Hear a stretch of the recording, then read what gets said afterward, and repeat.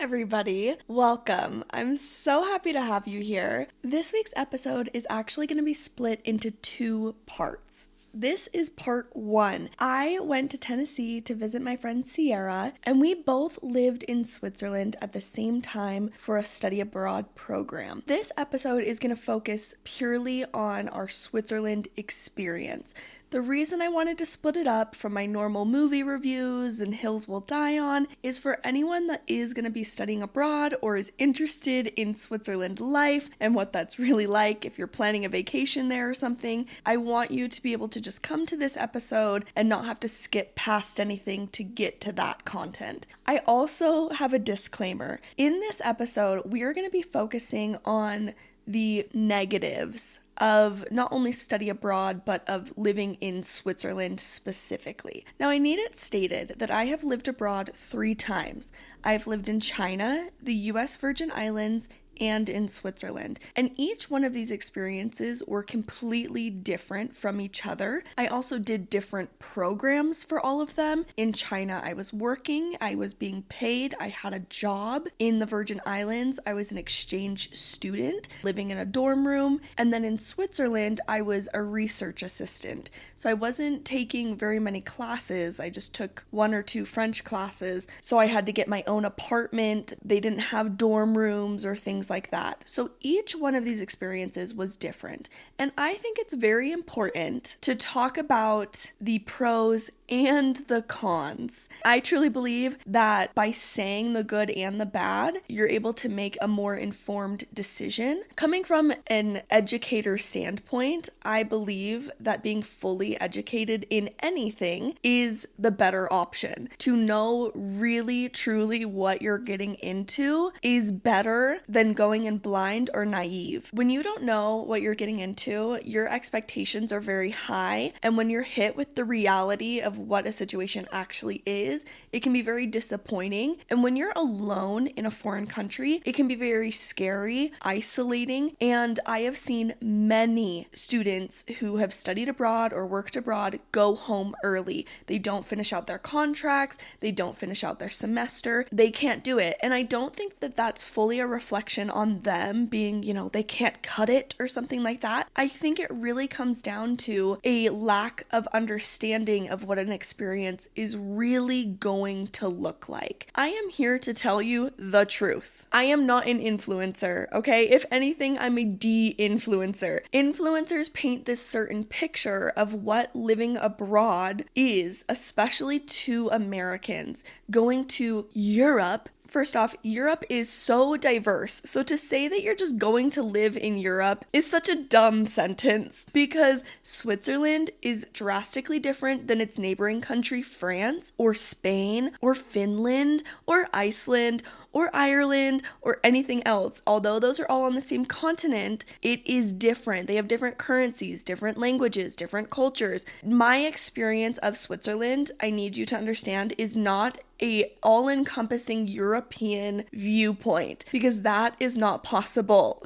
That is a very American mentality because when you go from state to state, you are still within the same country. Yes, culturally it's a bit different.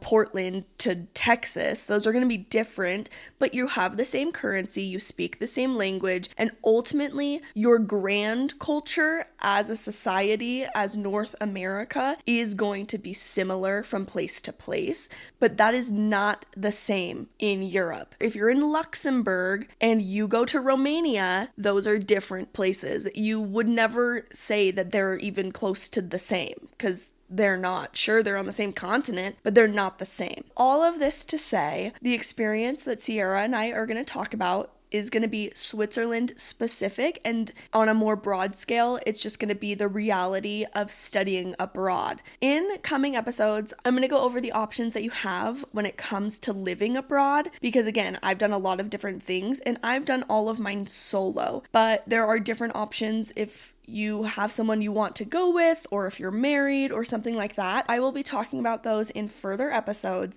I had truly the most amazing experience in Switzerland, and I would probably do it again. So please remember that when we talk about all of the good and the bad. Okay, we all on the same page here? Good. I have just a couple more housekeeping items, and they'll be quick. The first one has to do with the audio quality of my episodes. I have heard you, I've been listening, I have been learning a lot about editing. I'm hoping that going forward, the audio is a lot more normalized and you don't have really loud parts and then really quiet parts. But please give me some feedback on that because again, I am new to all of this. So if the audio is a little bit rough, I'm very sorry. But hopefully this time around, you'll see that my intro music is going to be quieter than it normally is, so you don't have to turn down your volume. Second, I am working on getting all of my movie, TV show, and book reviews onto my website. I have a good chunk right now that I did about 1.5 years ago that have my favorite movies and then just some suggestions that I have for a couple different platforms. That is a project that I'm working on over the next few weeks, so hopefully by the time this episode comes out, either it will be finished or very close to being finished. They are not going to be in any particular order, but they will be organized by platform. If you're wanting bigger lists of movies and TV shows to watch or not to watch, those are going to be on the website. And of course, all of the movies that I have reviewed in each episode are on the Instagram. So if you forget what we've talked about, you can go there and then the ratings will be on the website. If you're a frequent listener of the pod, this will hopefully make sense to you. Third, the next episode is going to be marked as explicit. You can look in the bio of the episode of why I did that. I cater to a very Utah audience and I try and keep my episodes very PG. So if I ever feel like it's on the cusp of a PG-13 episode just due to language or content, then I'm going to mark it as explicit. So read in the bio and you can determine for yourself whether or not the next episode is something you want to listen to. It's the normal structure. We're going to have our reviews, our hills we'll die on, and we're going to get into fraternities and sorority lifestyle in Tennessee. Okay, very last thing. This is important. Everyone listen. If you are going to Switzerland on vacation, or if you're going to live there or something like that, please, I am begging you, go on to my website before you go. I spent weeks coming up with a public transit. I watched so many YouTube videos before I went to live in Switzerland all about public transit, about how to grocery shop. I mean, everything. I wanted to be prepared. I watched hundreds of these videos, okay? There's some amazing YouTubers that I really love and I'll post them on the Instagram and they were very helpful to me, but there was one thing missing from all of them when it came to public transit, and it has to do with multi-block stops. So if you are going to Switzerland, go on my website. Biased because I made it, but you will not get a more accurate step-by-step guide than the one that I created because I did not find it on anybody else's channel, so I made it myself. I was thinking of my lovely mother who sometimes struggles on her phone trying to figure stuff out, so I tried to make it as simple as possible with screenshots and explanations.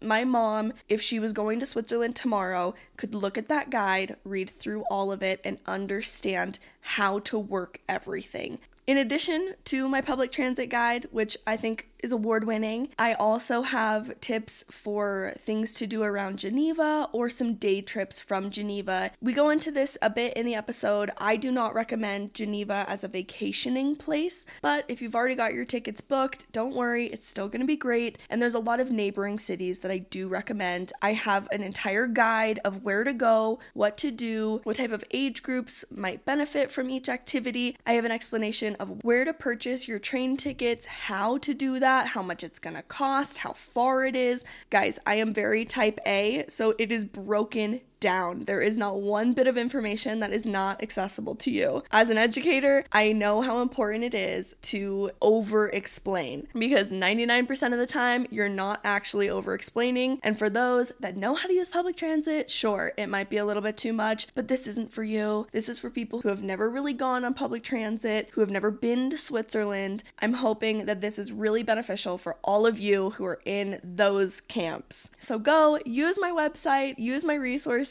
I made them for you. The website is the same title as this podcast, lifeaccordingtonikki.com. We are done with the housekeeping, and with that, it's time to meet Sierra. You can get all of the information about how we met in the second episode, but we're just gonna dive right into Swiss life, the good, the bad, but especially the ugly. Are we kidding?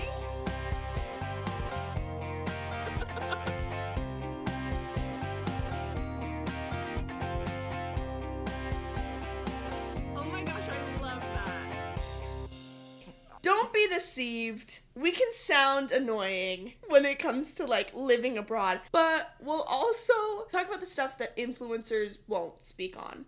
The stuff that you didn't ask for, really. Yeah. The stuff that will really bring us all back down to reality, and you will not be jealous in any capacity. I want everyone to know that it's not what it looks like. It's cool, it's fun, I love it, I would do it again, but... No, I seriously have trauma. And I think we don't talk about it enough, so we will today. If someone approaches you, and they say, Sierra, you studied abroad. I am looking at studying abroad. And they're way too excited. You're looking at them going, you got no freaking clue what you're about to sign up for. What things are you telling them to bring them back down to earth? About Switzerland specifically, or Yes. just abroad? Let's do both. Be ready to be lonely. Be ready to be comfortable with yourself. So much. Like, I know it's much easier for you as like a member of your church, but for me, someone who has terrible social anxiety, who has really always struggled to ask for any sort of help ever, to plop me down in a country where no one speaks my language and I am stupid enough not to speak any other language. I was severely underprepared. I was dropped off at the airport and no one was there to pick me up. Yeah, just be prepared to be very comfortable being yourself and comfortable reaching out for help and comfortable trusting your gut, knowing when you're in a bad situation. It takes a lot of inner strength. Yes. I am very privileged because prior to any living abroad that I've done, I will look up the nearest congregation because I have congregations all over the world. I will look them up, see who is in that area, and then I'll message them. So for Switzerland, I texted the bishop of my local area that I was going to be moving to. So I reached out and I said, hey, I'm going to be moving in, but my flight was getting in after my apartment complex front office was closed. So I knew I was gonna need someplace to stay. I would have to deal with all of my luggage up until the next morning when I could get my keys to my apartment. So I reach out. Of course, the bishop was so nice. He gets me his wife's number. I call his wife. She was like, why don't I pick you up? You can come stay at my place. I'll take you to your apartment in the morning. It was fabulous. I had zero stress going to a new country, and it's been this way every time. So then I hear of your experience, and I was like, geez Louise, that sounds terrible. No. So why don't you explain how that was for you? There's a lot of context. One, I think it's important to note that I've literally never been out of the country prior to this experience. Neither has any of my family. Well, that's a lie. My dad went out of the country for a job in Iraq. But did he give me any helpful tips? No. Did he give me any advice? No. I really was flying in blind here, guys. Our program director also did not prepare me at any point. We'll call her Sarah. Yeah, Sarah. Yeah, she was really difficult throughout this entire experience. Yes, that I can confirm. Getting her to respond to any email, feat. Like, when it came to getting my passport, because I didn't have a passport. When it came to getting my visa, that was a nightmare. Everything about it was so stressful. Also, my lab specifically wanted me to be there more than a semester. They wanted me to be there for 6 months. So I got to Switzerland basically when everyone else was leaving for winter break. I didn't know that going into it. Sarah didn't tell me that if I was coming in on a Sunday, none of the office buildings would be open for me to get my keys for an apartment complex. I guess this is kind of intuitive, but for someone who never went out of the country, I didn't think about this. And then when I reached out to her like a week before my flight, she was like, it's a Sunday, I'm not working, so I can't pick you up. And I was like, okay. I don't know what to do. She didn't answer me, so this was like the night before at this point. My amazing boyfriend got me a hotel. Thank the Lord, really.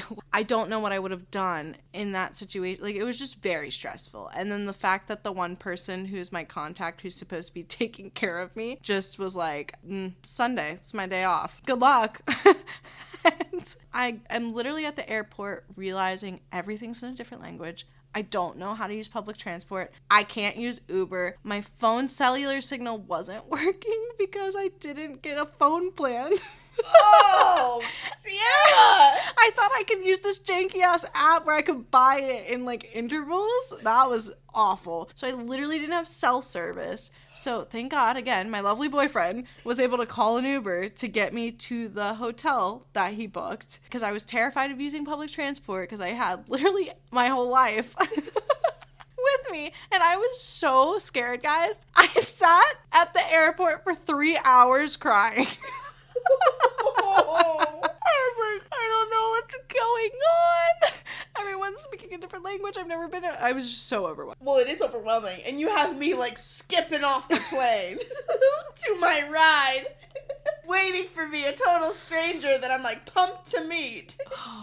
It's really traumatic to think about. And then I got to the hotel. That was a whole ordeal because I had so much luggage that they were like, why do you have this much luggage? I had to find someone that spoke English. And then when I was trying to look around the city, it was a Sunday in Switzerland, or at least Geneva. Everything is closed on Sunday. Everything. Grocery stores, any restaurants, it's really difficult to find anything. Didn't have food. It was a pain. You can't find anything open on a Sunday. And let me remind you, I did not have cell service. At one point, I just got on a bus. I didn't know where I was going.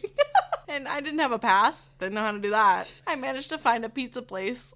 It was really lonely and sad, guys. I cried like a whole night. That night, I called my mom. We got signal on my phone. The next morning, got on the bus. Again, just like freeballing it. Don't know how to get a bus pass, but I'm just going to get on anyway. It seems fine. And I got my key, got to the apartment. Now I gotta go back to the hotel and get all my luggage and bring it to the apartment. And then I get to the apartment, and because I got there before everyone else, the apartment that I got was still under construction. And no one was there because it was winter break. So I was literally alone in the building for 2 weeks. And then my roommate was a 40-year-old woman. Who I thought was a mom of a student cleaning her apartment for her. It's really comical. But that night, when I first moved in, didn't have anything to cook anything with. I didn't have sheets, I didn't have a pillow, didn't have hangers, didn't have any cooking supplies. Then I had to find my way to IKEA, which is like across the city from where I lived. And I got a bunch of stuff, and then I went, oh, I gotta take it back. We're going to touch on that for a second. This is one of the things that I really feel like isn't talked about enough, okay? If you are moving to another country, you can't just hit up a Walmart. Thank goodness that there was an IKEA. Yeah. Because in the Virgin Islands and in China, they don't have stores that just have it all. You have to find a store that sells sheets. And then find a store that sells kitchen supplies. Find separate stores that sell all of these items that you need. And they're all in another language. So sometimes when you look up on Google Maps or something, you know, kitchen supplies or something like that, like nothing's gonna pop up for you. Or something incorrect will. So you'll travel all this way. You'll finally figure out, I gotta take these 3 buses. You get to your destination, not what you think. Or, if you're in Switzerland, maybe you arrive at the destination, it's like a fortune to buy the crap you need. And then, once you buy it... Oh, and by the way, they don't have plastic bags. No, you have to pay for your bags. So you gotta buy bags, for one, okay? You didn't think to bring a backpack on this excursion, because why would you? Why would you think that through? You don't have a car. You're taking public transport that you don't know how to take yet. So now here you are outside of this store with 5 grocery bags full of pots and pans that are so heavy. Yeah. And you're messing on your phone trying to figure out where this bus is. You gotta walk 15 minutes to find your bus. Then when you arrive, you're exhausted. Because you're carrying all this stuff. It's so loud and noisy, walking the streets with all of this crap on you. The bus finally comes, now you gotta find a place on the bus for you to sit down with all of this stuff and navigate your way back home. And this is all in Switzerland, which is a country where you're very safe. Yeah. I can't imagine doing that in literally any other country. In Italy, someone's mugging you. In Spain, you're getting catcalled the whole time. An actual nightmare. You are sweating bullets. There's no AC on this public transit. No, when I was there, it was January. It was snowing outside. Just walking with your IKEA bags. After spending like $1,000. I broke the bed. Like, I cannot explain this enough. It's so expensive. Don't let them lie to you. Switzerland is the most expensive European country, okay? I did all of my grocery shopping in France. I could go to the same store, get the exact same sandwich. In the store in Switzerland, it's gonna be $5.50. The store in France, $1.25. And sometimes they don't take your credit card. Don't even get me started on that. Don't even get me started. I knew Switzerland was expensive, but I think there's an extreme ethnocentrism to America where we think that we are the most expensive places to live. That's what I was told my whole life, was everywhere in Europe so much cheaper. I'm here to tell you, if you're trying to go to Switzerland, it is more expensive than anywhere you've ever lived. I mean, maybe if you're in New York City, it's about the same. But like, questionable. It depends on the thing. If you have to furnish your house, it's way more expensive because you can always go to Walmart. There's always an option in the US for a Dollar Tree or a Dollar General or a Walmart or a thrift store or Amazon. None of that exists in Switzerland. And then I Google, where's the cheapest place to buy clothes? And it took me to the luxury stores. I bought a Ralph Lauren towel. Like a hand towel. How much was it? 25 francs. Guys, this is the crap that they don't talk about, that we will. We will. It is so difficult. And then you get home, you're exhausted. You realize you don't have food. Because that's a different store. So then, if you're like me, you go to the store, right? None of these brands look familiar. There is not a single American brand out there in Switzerland, all right? There isn't. No, and to make it worse, it's in 3 different languages. None of which you speak. It's in German, it's in Italian, and it's in French. And the picture on the box, not helpful. You don't recognize any of the food, and you think that you will, because how different can food be? But let me tell ya, it could be so different, okay? I go to the store, day 1. I'm like, okay, how hard can this be? This is my 3rd time around. I've lived in countries where I didn't speak the language. So I finally find the pasta aisle, right? Can only go so wrong with some spaghetti. I can see that these noodles are spaghetti noodles. I got it. We're good. But I'm now in the sauces, or what I think are sauces, because they have a picture of a tomato. They're in a glass jar. They look like maybe they're next to the spaghetti. Like, they've got to be sauces, right? Canned sauce.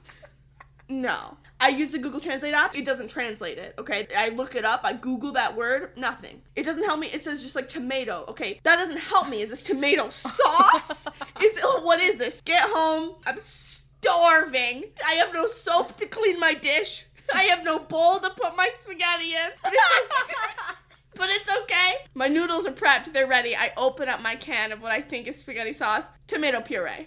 So Geneva, it's all French. Switzerland is divided. It's really segregated, to be honest. 1/3 is severely French, like French architecture, French food, French-speaking people, French attitude, French everything, French culture. Swiss culture is so small in comparison to the other big country aspects from the neighboring countries. So there's the French side, the German side, and the Italian side, and it's very distinct. You enter the German side, and you know from the building structure that you're in the German part. The language changes, and then you go to the Italian side, and it looks like you're in Italy. Everyone speaks Italian, and the culture is Italian. Switzerland's a country where it melds into whatever section it is. It's very niche to find Swissness.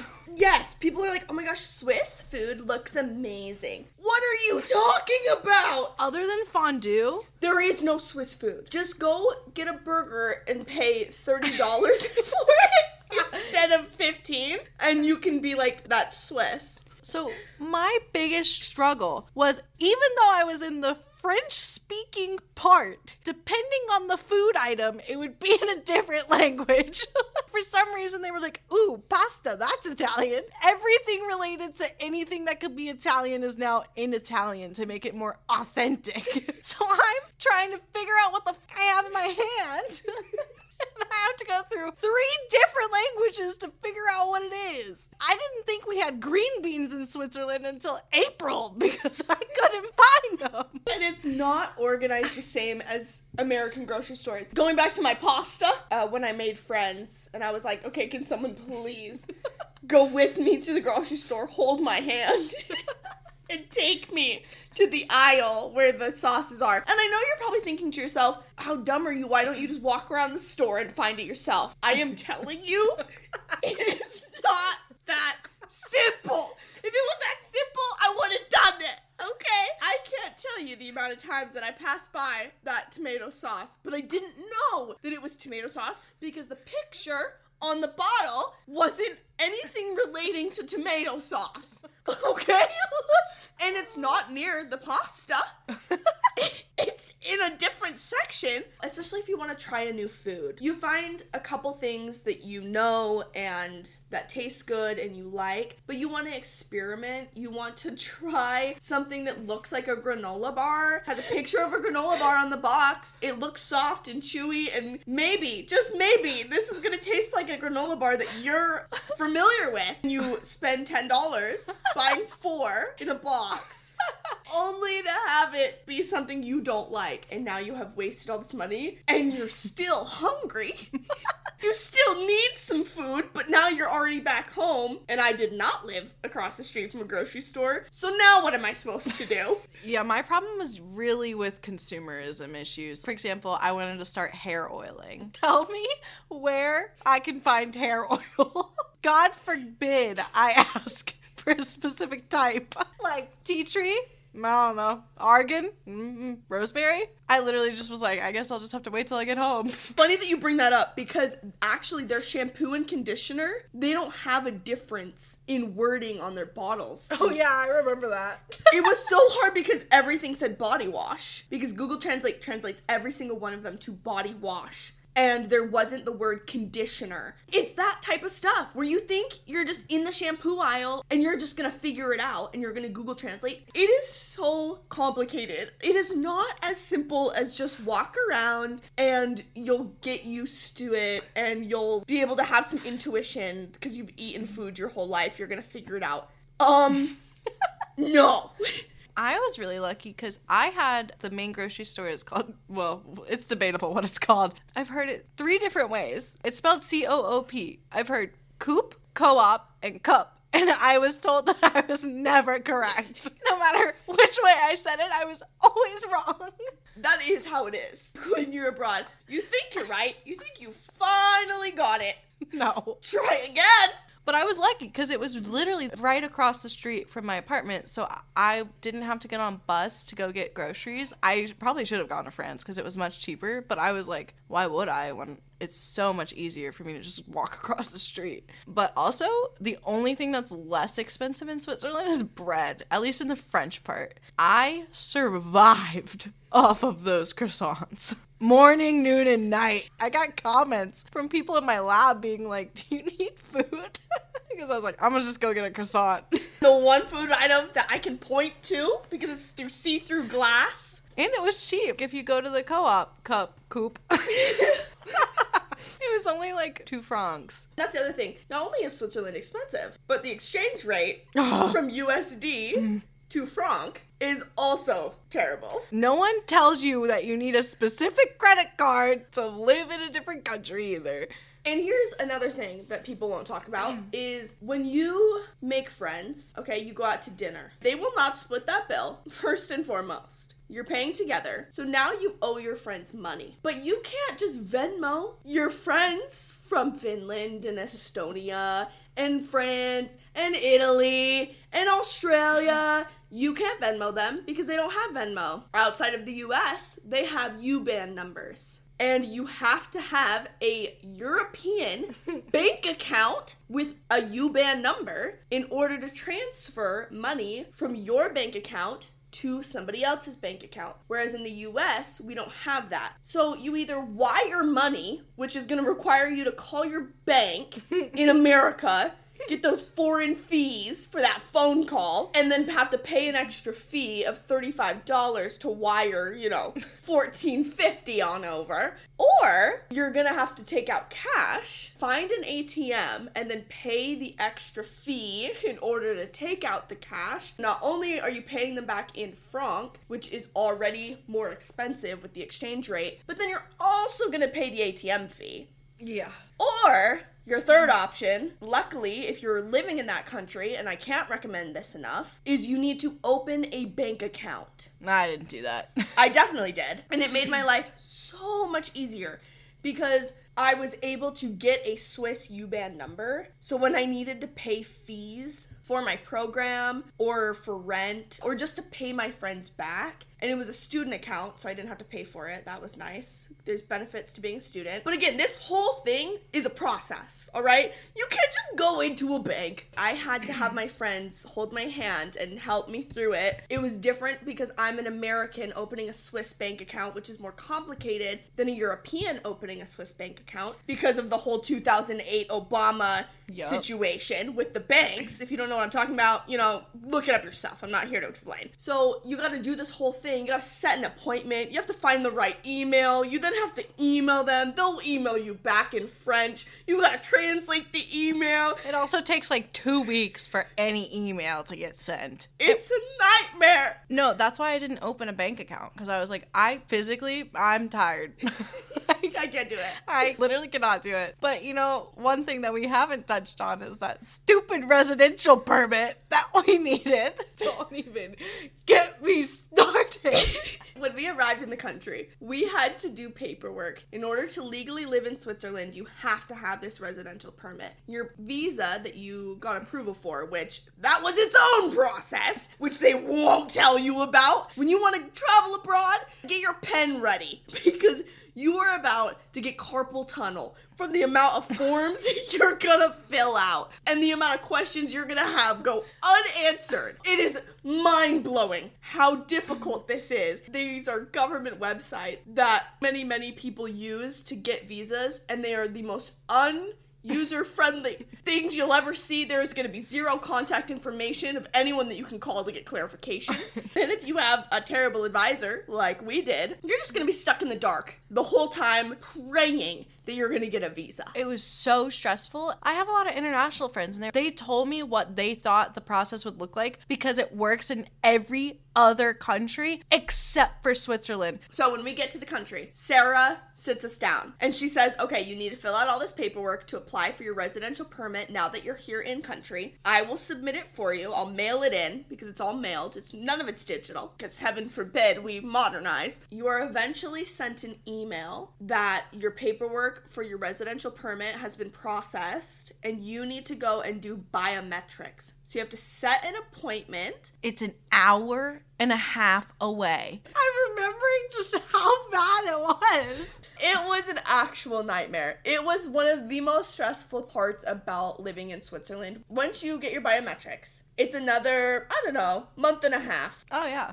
Before your resident permit is printed. And I got my resident permit 2 days before I left Switzerland. I think I got about a month before. So that lines up. So stressful. And if you're traveling to other European countries within the EU, the European Union, it's not that bad. But if you travel to the UK, with Brexit, they question you of why are you re-entering the country. I have this like folded piece of paper that I had to apply for and pay for that says, hey, I'm in the process of getting my residence permit. Please don't kick me out even though my visa's expired. It's an actual nightmare. It was like 250 francs for the residential permit, 250 francs for the visa process. For me, it was extra for passport. That was like $250. And then I had to furnish my apartment with different supplies. That was easily $1,000. These are all things that are required. These aren't even anything outside of that. I can't tell you how much money I spent on like food. It was cheaper for me to leave the country than for me to stay in Switzerland. And then on top of that, in Paris, when I went to the Louvre, every EU student gets free entrance into the Louvre except for Switzerland because they're neutral. I had to pay $20. And for some reason, that was my final straw. I was like, are you kidding me? It's just so inconvenient for a capitalistic girly like me. You think that you're easy breezy. I can just put up with anything because I'll be in this wonderful, beautiful land. I need you to confront yourself, stand in front of a mirror, make a list of every single inconvenience that has happened to you in the past week. I want you to imagine that list being multiplied by 1,000,000 and the stress that that's going to cause. Can you really do it? It's really exhausting just to live. We are painting a really negative picture. It is worth mentioning. It's a beautiful country. The people genuinely so kind. I love Swiss people. And they're very quiet, but it's like a beautiful culture to be a part of. I loved my time in Switzerland. I loved the lab. I loved the people. I loved swimming in the lake. We lived directly on a lake. That summer actually cured my depression. I loved how clean and beautiful and safe. Public transport was great, but just living day to day was a nightmare. Like, I was exhausted when I would get home being like, oh my God, I just spent like all day trying to communicate with people. And I didn't have friends until I met Nikki. I'm not gonna lie, guys. So this whole Swiss bank account thing, I didn't have to struggle there. I felt like they were very accommodating. Yes. I feel like we painted this picture that you can't find English anywhere. Geneva is actually extremely English friendly. Lots of expats. Tons. 40% of Geneva is expats. So anywhere in Switzerland, if you want an English experience, if you are nervous about that, Geneva or Zurich are the places to live. Not vacation, that's a different question. Definitely but don't do that. Yeah, but to live, Geneva was extremely English friendly. The only time that I really, really struggled with the language difference was in the grocery store buying groceries. Yeah. I feel like people talk so much about the positive. But you've already heard that. Yeah, you know. You don't need another person to tell you. And I will, throughout the course of this podcast, emphasize the amazing parts about living in these foreign countries. But what's not talked about enough is the crazy parts. Also, if you're going to Switzerland, don't go to Zurich. We are both hardcore Zurich haters. Do go to Bern. Bern was gorgeous. I loved the bears. The Bernstein Bears. I go to Bern. I say go to Interlaken because it's stunning, but don't hike in Interlaken. You know what? This is going to segue into a cultural thing that you should know about Swiss people. Swiss people are amazing. We've established. Love Swiss. They are next level. You are not on the same plane as them when it comes to hiking. All right, I'm from Utah. Mountains are literally my backyard. I've been on a hike, and I am around hikers. Same. Hikers. My school, it's all hippie, hikers, climbers, caving. It's intense. You don't know what you're getting into. I'm gonna need you to look up those trails, and if it says anything other than easy, prepare yourself. Here's a quick story time. We had this school-funded trip to Interlaken, which, in my opinion, is a place in Switzerland that you do have to go. I have never seen anything more beautiful. It was so stunning. I loved everything about the views. We went and saw the caves. Interlaken and Lauterbrunnen. Oh, gorgeous. But We were told we were going to take an Autobahn up the mountains, you know, a tram that takes you to the top of the mountain. It's an 8-minute Autobahn, straight up. So tell me why they told us it was going to take us 15 minutes to descend. No way you believe that. I did. Why would I not believe them? I'm thinking paved trail. Oh. How else could I ascend in 8 minutes and descend in 15 minutes without it being this forged trail for me? I was with a whole group. We were drastically underprepared. This is a group of, I don't know, like 100 people. 100? Okay, maybe not. I don't know. It was a lot. I thought it was like 12. Whoa, no. No, it was like 50. That's insane to think 50 people. And maybe I'm biased because I know what it looks like, but that's insane. Okay, listen, I am terrible about gauging number of people. You know 12 is different from 50. Right. No matter what, if it's over 20, that's insane. Yeah, to think that many people can just quickly go down the mountain. It was definitely Are they over 20. Stupid? So we go on what I felt like was my final descent in life. There were moments I thought I was gonna die. Like, meet my maker. I was so scared. I was so scared. No tears were actually coming out because the anxiety was way too high. I couldn't cry on that mountain. I was gonna fall over on the side of the cliff if I had tears in my eyes. I, of course, was in the back of the group. But let me remind you all, I'm disabled, all right? I should never have set foot on this trail. But I thought it was a 15-minute descent. I thought I'd be fine. I thought, yeah, this will be great. I am in the back. My friend Jess, absolute angel, they stayed with me the entire time. And I literally had one arm on Jess and the other arm on a stick that was given to me, like a walking stick, trembling for 2.5 hours. Down this mountain on this goat trail. My feet together barely fit on this trail, and it was just cliffside on the other side. And it had been raining because it was still the rainy season, so there was just nonstop mud. So it's so slippery. And we reached a point pretty soon into it that it was too late to turn back, so I had no other option. So it was Jess and I, and then we had 2 of the leaders of the group that stayed back with us, you know, because it was pretty clear our lives were on the line. You're not being dramatic, though. I'm not. I get to the bottom, all right, 2.5 hours later. I could barely move my neck because I was so tense with anxiety, staring at my feet the entire 2.5 hours. There was not one moment where my eye line rose above my toes. My grip on that walking stick, I had to like peel my hand off of it. And poor Jess helping me the whole way down. They're an angel to me to the degree. It was an hour and a half for everybody else. It took me an extra hour to get to the bottom. And we go meet up with the group. And Naya looks at me with this look on her face of like, that was horrible for us. So I can't imagine how bad that was for you. You know that look? One look from Naya, and I lost it. So imagine my comfort when Sierra tells me of her interlocking experience on the same hike. And it was very validating. I think it's also important to note, you told me, you warned me well about how bad it was. I went with my boyfriend, Chris. To be fair, we were very overambitious.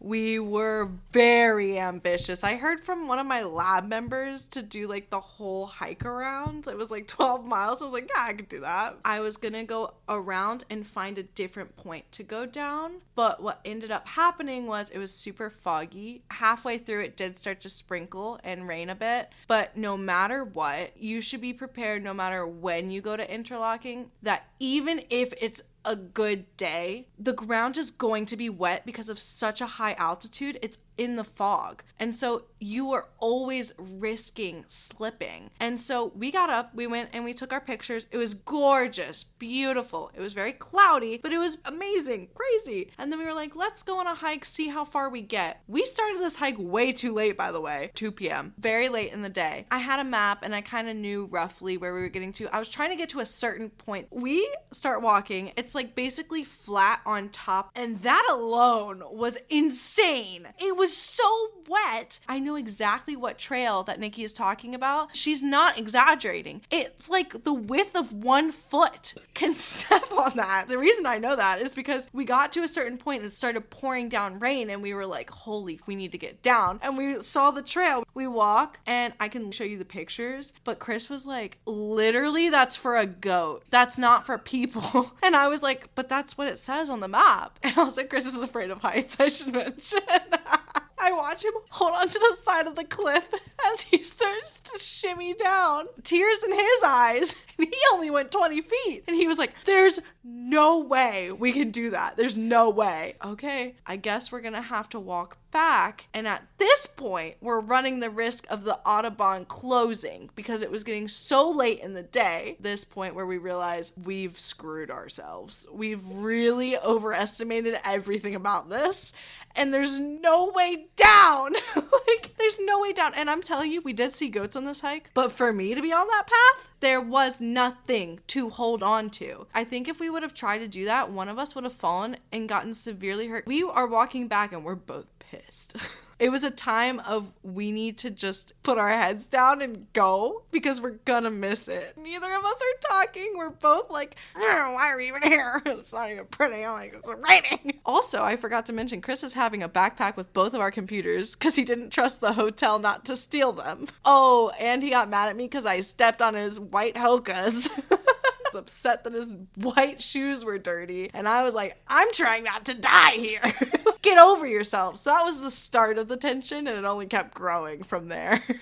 Then I slip and fall hard, bam, into the tree roots, and Chris got scared, reached out towards me, and then he fell on top of me. It was literally like out of a movie, and then we're both just like, oh my God, and he on the computers. At another point, I fell and I slipped off the side of the Billy Goat Gruff Trail. I was holding on to the side of the trail. There was a tree root that I grabbed onto, and I'm not kidding. My legs were dangling off the side of this hill. We finally get back, and I'm not kidding. It was the last one down the mountain, and we were kind of trying to sprint. We were so exhausted. We've both fallen 3 times. We're not talking. We're pissed. It was just horrible. I'm covered in mud. It was so awful. And I want you to know that on this same trail where I was fighting for my life, there is some Swiss person and they have a child on their back. They're like mid-40s, like they're walking the neighborhood. There is a person in their mid-60s, maybe early 70s, that is like, pardon, Pardon. pardon. And I'm over here in tears. And they will pass you, no problem. Also, they have the right equipment. They have spikes on their shoes to really lock them in. You need to do your research. You think you want to go on a beautiful scenic hike in the Swiss Alps? I'm going to need to stop you right there. You don't know what you're getting into. You don't. You need to look this stuff up. By the way, I looked this up afterwards. It is an advanced hike. Advanced on a Swiss scale. That is extreme sports. Olympic level for a normal human. For someone who is disabled, we are all lucky I did not die. Seriously. It's not a joke. Where it says an easy hike on a Swiss scale, immediately that is medium to advanced. Easy. So anything above that,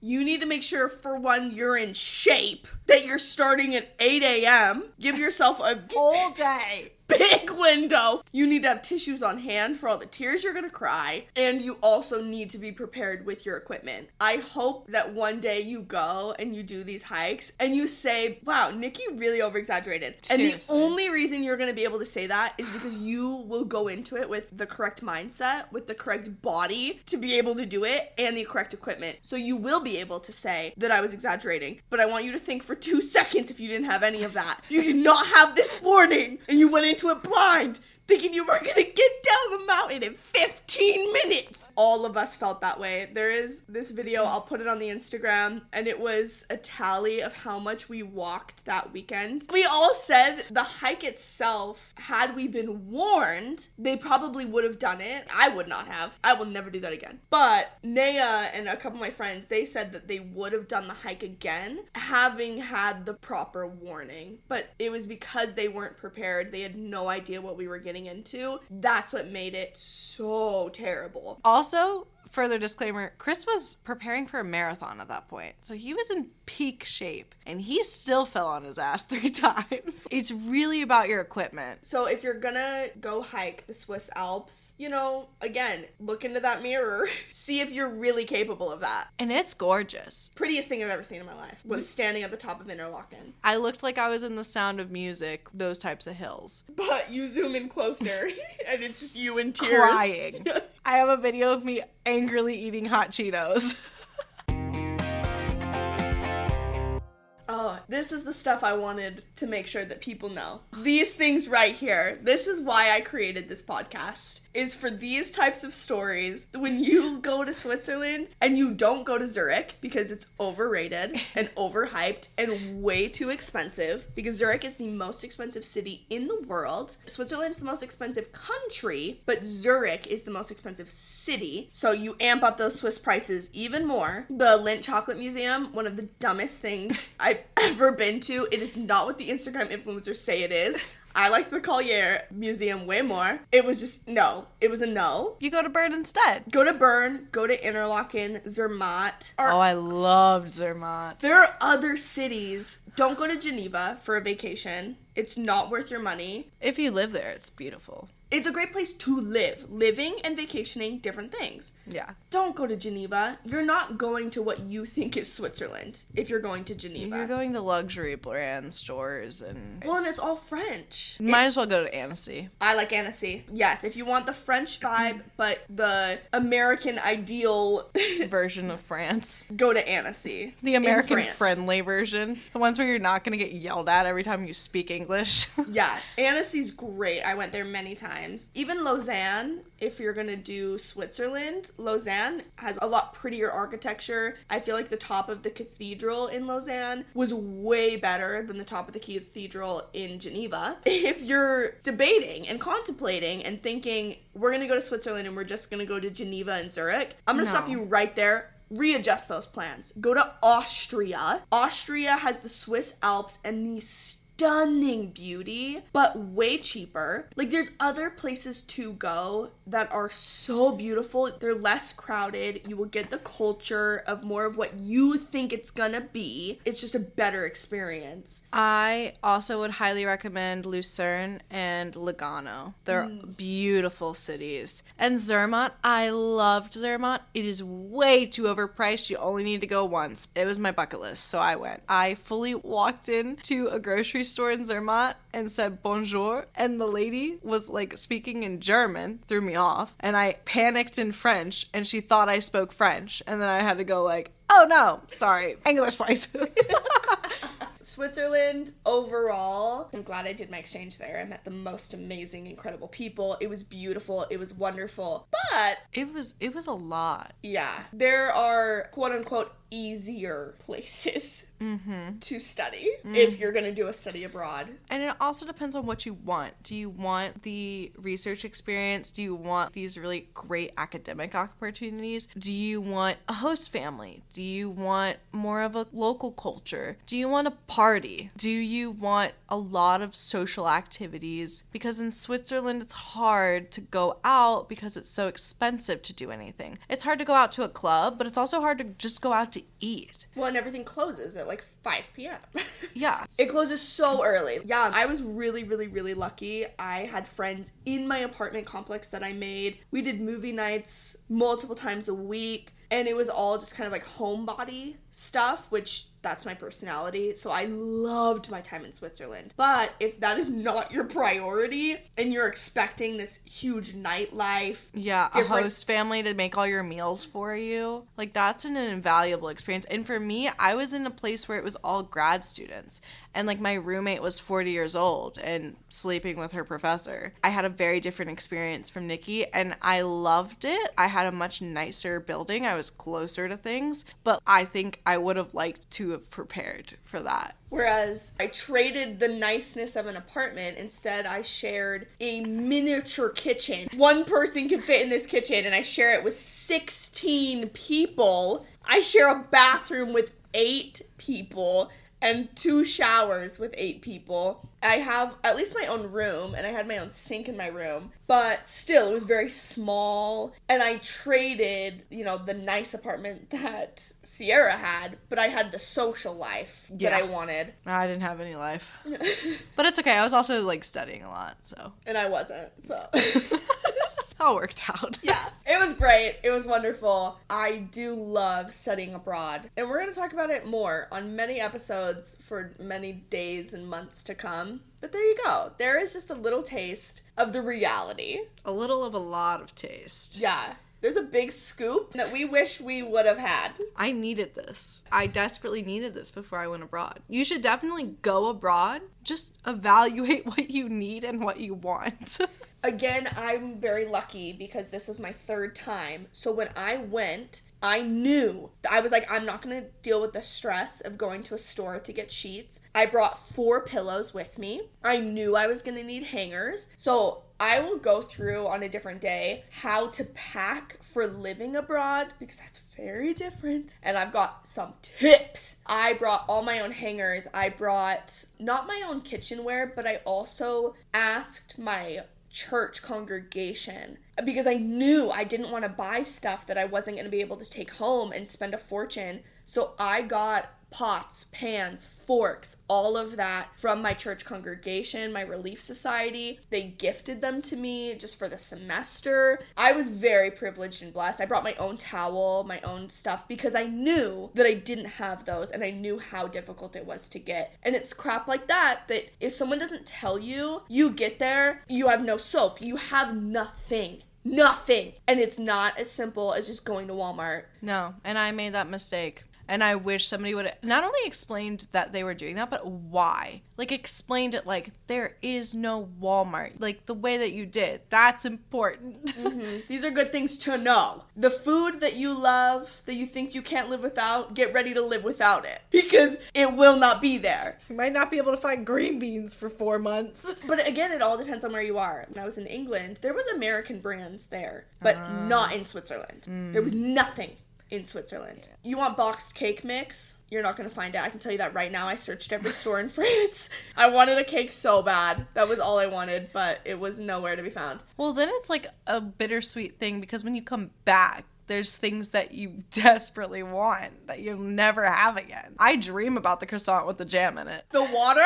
The I came back home, people were like, what was your favorite part? The water. The lifestyle, like it becomes a home and you're like, I'm upset that now I have to readjust. I just readjusted. Mm-hmm. So it's bittersweet. I would say if I have any advice for someone living abroad, besides all the practical stuff, which I would definitely give, my biggest piece is you need to make it feel like home to you. And the only way to do that is to find people that make it feel like home. Whether that means they are American or not, that doesn't really matter. Sierra was really my only, American friend. I had, one other that was there for a little bit, but most of my friends were not American, and I loved that, and they felt like home to me. I did service every week with a local soup kitchen. You need to get yourself involved in the community in some way, whether that's with school or by going and volunteering and doing something, but you need to meet people. If you don't do that, I definitely think it's going to be what Sierra talked about. Very lonely, very difficult.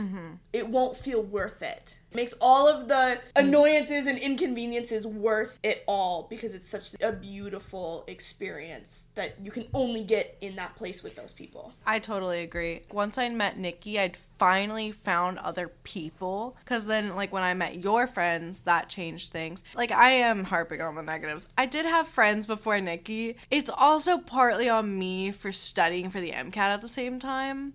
It takes a lot of time and energy. If anyone's out there is pre-med, don't do that. Take your time. I should have just waited.